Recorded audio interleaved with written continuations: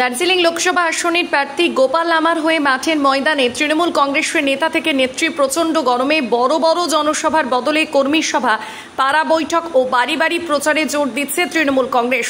Booth স্তরে দলের সাংগঠনিক শক্তিকে কাজে লাগিয়ে রাজ্য সরকারের নানা প্রকল্পের সাফল্য নিয়ে ভোটারদের বাড়ি গিয়ে প্রচার করছেন নেতাকর্মী ও নেত্রীরা। চোপড়া বিধানসভার বিধায়কের সহধর্মিনী মরিয়ম নেশা জানিয়েছেন, ঊর্ধ্বতন নেতৃত্বের নির্দেশ অনুযায়ী ভোটের প্রচার শুরু হয়েছে বাড়ি বাড়ি। তাই আমরা রাজ্য সরকারের বিভিন্ন প্রকল্পের সাফল্য মানুষের কাছে তুলে ধরছি।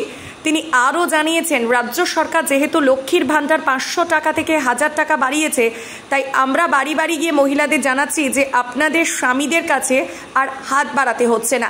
ঠিক এই কারণেই বাড়ি বাড়ি প্রচারেই সবচেয়ে বেশি জোর দেওয়া হচ্ছে।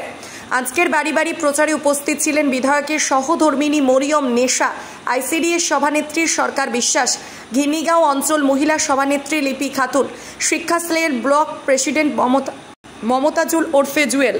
আমি বলছি, দেখো নামার জন্য কেন লড়েছি, যে আমাদের যে এমএলএ যখন জিতানো আছে, আমাদের এমপিও যদি আমাদের জিতে বিপুল ভোটে, আমার চপড়াতে যেন 1.5 লাখ ভোট দিতে পারি, এই জন্য আমরা ঘুরছি। না, ভালোই সারা পাচ্ছি, সব জায়গায় জায়গায় আমরা সারা পাচ্ছি। সবাই বলছে আমরা গোপাল লামাকে ভোট দিবই।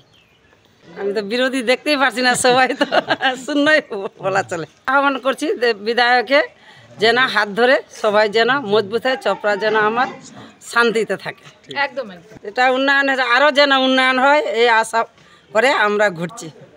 দেখে আমরা প্রচুর খুশি হলাম, আর অনেক খুশি। ওইটাই আমার সব মহিলা জড়ো হয়েছে।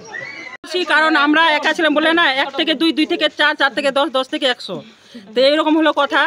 তো একা যখন দেখে নামছে যে না কোনো মহিলা পরিশ্রম করছে, আমরা কেন ঘরে থাকবো, আমরাও সবাই ফিল্ডে নামবো। ওই জন্য সবাই একত্রিত হয়ে সবাই প্রচারে নামছে, মানে সংগঠনের কাজ করছে, ভালো মানে প্রভাব পড়ছে দেখা যাচ্ছে। আমাদের বোঝাতে হচ্ছে না, ওরা নিজেরাই বলছে আমরা শুধু দিদিকে চাই।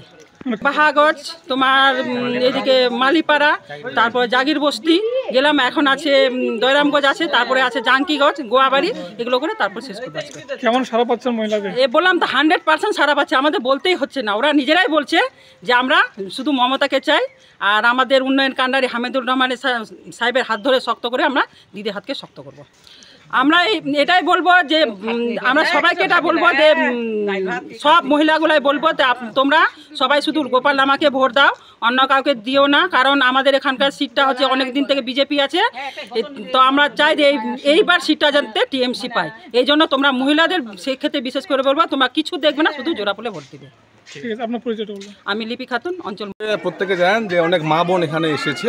আমাদের লক্ষ্য হচ্ছে যে 2024-এর যে 26শে এপ্রিল যেটা দিন আসছে, প্রত্যেকে আমরা একটা শুভেচ্ছা বার্তা দিলাম যে এই লোকসভা নির্বাচন আপনাদের অস্তিত্বের লড়াই। আপদ বিপদকে সরিয়ে আপনারা নিরাপদকে বেছে নেন এবং জোড়াফুল চিহ্নে ভোট দিন। এই সভায় এসেছিলেন আমাদের বিধায়ক সাহেবের সহধর্মিনী, উনিও ছিলেন, আপনারা প্রত্যেকে দেখলেন। উনিও ওনার মূল্যবান বক্তব্য দিলেন, প্রত্যেককে উদ্বুদ্ধ এবং উদ্দীপনা জাগালেন যে এই লোকসভা নির্বাচন আবার কিসের ভিত্তিতে লড়বেন সেগুলো আলোকপাত করলো। এবং আশা করি গ্রাম বাংলার যে সমস্ত মা বোনেরা এখানে রয়েছে, প্রত্যেকে এবার ভোট নষ্ট না করে একটা চিহ্নেই ভোট দিবে, 1 নম্বর বোতাম দেবে, সেটা হচ্ছে আমাদের মাননীয় মমতা ব্যানার্জির গোপাল।